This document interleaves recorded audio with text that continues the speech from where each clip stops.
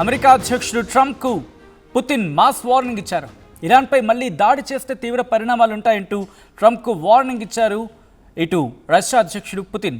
Ukraine యుద్ధం, middle ఈస్ట్పై గంటన్నర పాటు మాట్లాడుకున్నారు పుతిన్ ట్రంప్. టెహ్రాన్పై దాడి చేస్తే అంతర్జాతీయ సమాజం మొత్తం మూల్యం చెల్లించుకోవాల్సి వస్తుందంటూ పుతిన్ హెచ్చరించారు. ఇరాన్తో సీజ్ ఫైర్ను పొడిగించాలన్న ట్రంప్ నిర్ణయాన్ని సమర్థించారు పుతిన్. ఇరాన్పై ఇజ్రాయెల్, అమెరికా దాడి చేస్తే ప్రపంచవ్యాప్తంగా ప్రకంపనలు తప్పవంటూ పుతిన్ వార్నింగ్ ఇచ్చారు. ఇరాన్కు అన్ని రకాల సహాయం అందిస్తామంటూ చెప్పుకొచ్చారు ఆయన.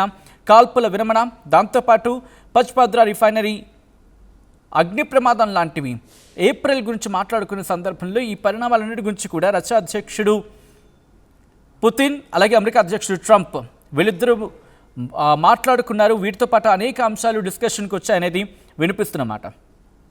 ఇదొక సాధారణ కాల్ కాదు, జియో పొలిటికల్ పవర్ గేమ్ ఇది. ఏమైంది ఈ కాల్లో మాట్లాడుకుందాం. ఇటు డొనాల్డ్ ట్రంప్, వ్లాదిమిర్ పుతిన్ ఇద్దరు కూడా ఏకంగా 90 నిమిషాల పాటు ఫోన్లో మాట్లాడుకున్నారు. ఇది ఫ్రెండ్లీ అండ్ బిజినెస్ లైక్ అంటూ కూడా మాట్లాడుకుంటున్న సందర్భం. ఇక్కడ క్లియర్గా మాట్లాడుకున్న డిస్కషన్స్ ఏంటంటే యుక్రెయిన్ యుద్ధం, సీజ్ ఫైర్ ప్లాన్. ట్రంప్ డైరెక్ట్గా అడిగారు కొంచెమైనా సీజ్ ఫైర్ కంటిన్యూ చేయాలని చెప్పి. పుతిన్ మే 9th విక్టరీ డేకి తాత్కాలికంగా సీజ్ ఫైర్ ఉంటుందని చెప్పి, అయితే అది జరిగే అవకాశం ఉందని చెప్పి పాజిటివ్ సిగ్నల్స్. కానీ రియాలిటీ పర్మనెంట్ సొల్యూషన్ అయితే కాదు, ఒక సింబాలిక్ పాజ్ అని మాత్రం ఇక్కడ అర్థమవుతోంది. అలాగే ఇరాన్ ఇష్యూ డేంజరస్ గేమ్గా మాట్లాడుకుంటున్న సందర్భం. అమెరికా ఇరాన్ టెన్షన్ కూడా టాపిక్గా మారింది. పుతిన్ ఇరాన్ న్యూక్లియర్ ఇష్యూలో మేము హెల్ప్ చేస్తాం అనేది పుతిన్ ఇచ్చిన ఆఫర్గా మాట్లాడుకుంటే, ముందు మీ యుద్ధాన్ని ముగించండి, యుక్రెయిన్ యుద్ధాన్ని ముగించండి అంటూ కూడా ట్రంప్ పుతిన్కి చెప్పాడనేది ఇటు national media and international media quote చేస్తున్న అంశం. అంటే priority clear, Ukraine first, Iran next. అంటే యుక్రెయిన్ సంగతి మీరు చూడండి, ఆ తర్వాత మీరు మా గురించి మాట్లాడదురు కానీ అర్థం వచ్చేలా మాట్లాడడం. ఇక దీని తర్వాత global tensions and political signal కాల్లో ఇంకా ఏం మాట్లాడుకున్నారు?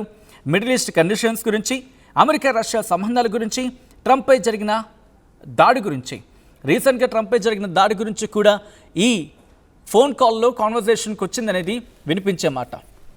ఈ కాల్ ఎందుకంత ఇంపార్టెంట్? ఇక్కడ 3 కారణాలు. యుద్ధం తగ్గే సిగ్నల్ ఇస్తుందా అంటే సీజ్ ఫైర్ మాట మొదటిసారి కాదు ఇది, కానీ ఇప్పుడు డైరెక్ట్ లీడర్ లెవెల్ పుష్ అనేది. అంటే అటు ట్రంప్ ఇటు పుతిన్ వీళ్ళిద్దరూ మాట్లాడుకోవడం అనేది ఒక అడుగు ముందుకు పడినట్టు.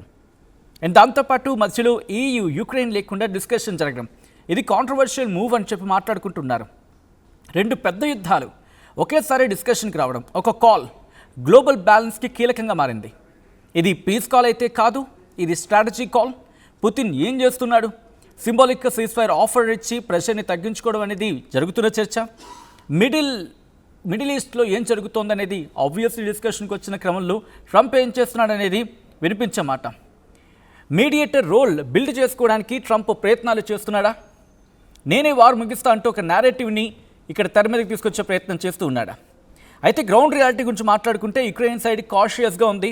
వెంటనే నమ్మే ప్రసక్తి కనిపిస్తడం లేదు. వాళ్ళు క్లారిటీ కావాలంటోంది. అంటే కాల్ జరిగిందంటే డీల్ ఫైనలైజ్ కాలేదన్నమాట. కానీ సింపుల్ ఫోన్ కాల్ అయితే కాదు ఇది.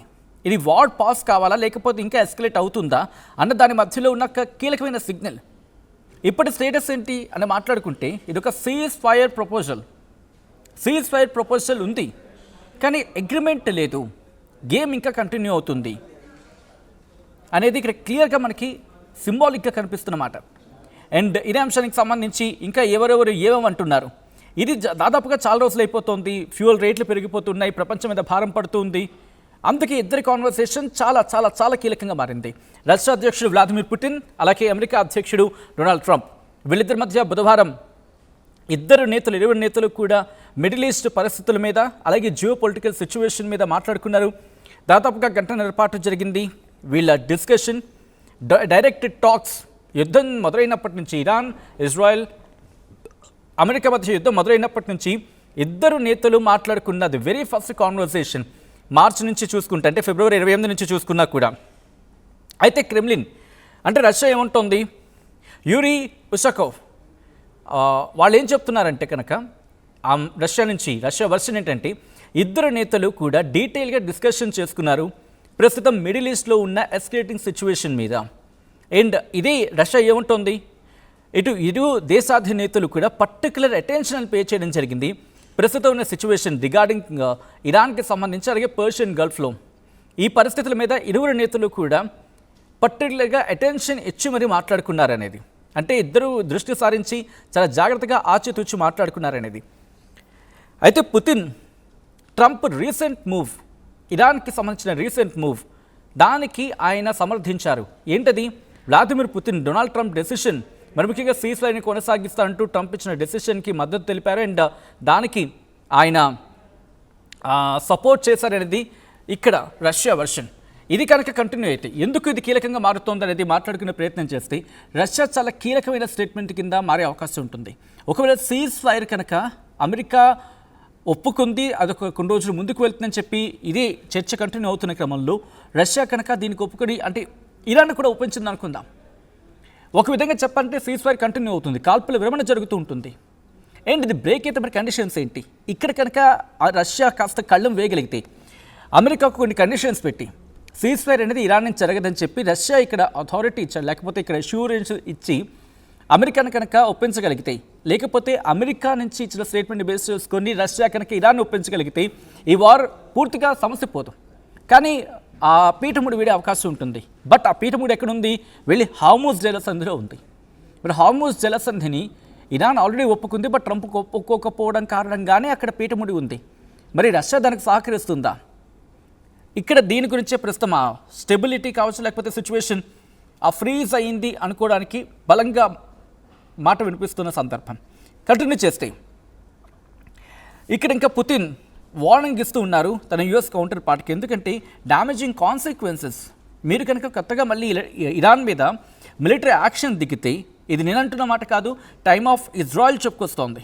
టైమ్స్ ఆఫ్ ఇజ్రాయెల్ ఏముంటుంది? ఒక న్యూ మిలిటరీ యాక్షన్ కనుక ఇరాన్లో మీరు దించితే ఒక డ్యామేజింగ్ కాన్సిక్వెన్సెస్ని ఫేస్ చేయాల్సి ఉంటుంది అనేది ఒక వార్నింగ్ ఇచ్చాడు ఏకంగా ట్రంప్కి. మీరు కనుక కొత్తగా బలగాలను దింపితే అక్కడ మీరు చాలా విపరీతమైన డ్యామేజింగ్ కాన్సిక్వెన్సెస్ని ఎదుర్కోవాల్సి ఉంటుందని చెప్పి వార్నింగ్ ఇస్తున్నాడు. ఇంకా ఏమంటున్నాడు Putin? Inevitable and extremely damaging consequences కేవలం ఇరాన్కి మాత్రమే కాదు, ఇరాన్ పొరుగున్న దేశాల మీద కూడా ప్రభావం ఉంటుంది. అండ్ ఎంటైర్ ఇంటర్నేషనల్ కమ్యూనిటీకి కూడా దీని ప్రభావం చూడాల్సి ఉంటుంది అనేది ఇక్కడ ట్రంప్కి రష్యా అధ్యక్షుడు పుతిన్ ఇచ్చిన వార్నింగ్. అండర్లైన్గా మాట్లాడుకుంటే యుఎస్ అండ్ ఇజ్రాయెల్ మిలిటరీ యాక్షన్ని రిజార్ట్ చేయాలి. ఇంకొకసారి యుఎస్ అండ్ అమెరికా కలిపి ఆలోచించుకొని అక్కడి నుంచి విరమించుకునే ప్రయత్నం చేయండి. లేకపోతే ఇది కేవలం అక్కడికి కాదు, యావత్ ప్రపంచానికి ఇది పెను ప్రమాదంగా మారే అవకాశం ఉంటుంది. బియాండ్ మిడిల్ ఈస్ట్తో పాటు రష్యా యుక్రెయిన్ కాన్ఫ్లిక్ట్ గురించి మాట్లాడుకోవడం జరిగింది. And Russia victory day celebrations ఉన్నాయి. Russia victory day celebrations May 9th ఉన్నాయి. అండ్ వరల్డ్ వార్ 2 ముగింపు సందర్భంగా యానివర్సరీని పురస్కరించుకొని May 9th victory day celebrations ఉన్నాయి రష్యాలో. అక్కడ ఆ రోజుకి సంబంధించి టెంపరీగా సీజ్ ఫైర్ అయితే మాత్రం ఉంటుంది, కాల్పుల విరమణ ఉంటుంది యుక్రెయిన్లో అనేది రష్యా అధ్యక్షుడు పుతిన్ అమెరికా అధ్యక్షుడు ట్రంప్కు చెప్పుకొచ్చాడు. అండ్ అది ఇక్కడ మాట్లాడుకోవడం జరుగుతుంది. రష్యా లీడర్ పుతిన్ ఏమంటున్నారు? ఈ కమమరేషన్స్ కావచ్చు, అంటే ఒక విధంగా చెప్పాలంటే ప్రస్తుతం జరుగుతున్న పరిణామాల దృష్ట్యా యుక్రెయిన్లో అయితే మాత్రం తాత్కాలికంగా కాల్పుల విరమణ ఉంటుంది. బట్ మీ పరిస్థితి ఏంటి అని చెప్పి మాట్లాడుకుంటే, అంటే ట్రంప్ని ప్రశ్నించినప్పుడు మీరు ముందు మీ యుక్రెయిన్ సంగతి చూసుకోండి, అప్పుడు ఇరాన్ గురించి మాట్లాడదామని ట్రంప్ చెప్పిన వర్షన్గా. కానీ ఇద్దరు మాట్లాడుకోవడం ఇది ఎలా చూడాలి? ట్రంప్ వింటాడా? ట్రంప్ వినే వ్యక్తిత్వమేనా ఇక్కడ? ఎందుకంటే ఇదే అధ్యక్షుడు, రష్యా అధ్యక్షుడు పుతిన్ అమెరికాకు వెళ్ళినప్పుడు కావచ్చు, అమెరికాకు వెళ్ళడం కాదు, వీళ్ళిద్దరూ డిస్కషన్స్ కోసం కలిసినప్పుడు మరిన పరిణామాలు అందరికీ తెలిసిందే కదా. అమెరికా అధ్యక్షుడు ట్రంప్ అలాగే రష్యా అధ్యక్షుడు పుతిన్ వీళ్ళిద్దరూ కలుసుకున్న సందర్భంలో ఎంత హెల్దీగా కనిపించిందో వాతావరణం. బట్ ఆ తర్వాత మారిపోయే పరిణామాలు. యుక్రెయిన్ దాడులు చేస్తుంది రష్యా మీద, ఎస్పెషలీ వార్ స్టార్ట్ అవ్వడానికి ముందు ఇజ్రాయెల్ లెబనాన్ మీద దాడి చేస్తుంది. ఇదే ఇజ్రాయెల్ గాజా మీద దాడికి వెళ్ళింది. ఇదే ఇజ్రాయెల్ హౌతీల మీద దాడి చేస్తుంది. అండ్ 4 వైపులా బ్లాక్ చేసే ప్రయత్నం చేస్తుంది, ఎంగేజ్ చేసే ప్రయత్నం చేస్తుంది ఇరాన్కి సపోర్ట్గా ఉన్నవాళ్ళు. ఇరాన్కి సపోర్ట్గా ఉన్న నేషన్స్ కావచ్చు, లేకపోతే అక్కడ ఉన్న రెబల్ గ్రూప్స్ వీళ్ళని ప్రాక్సీస్ని.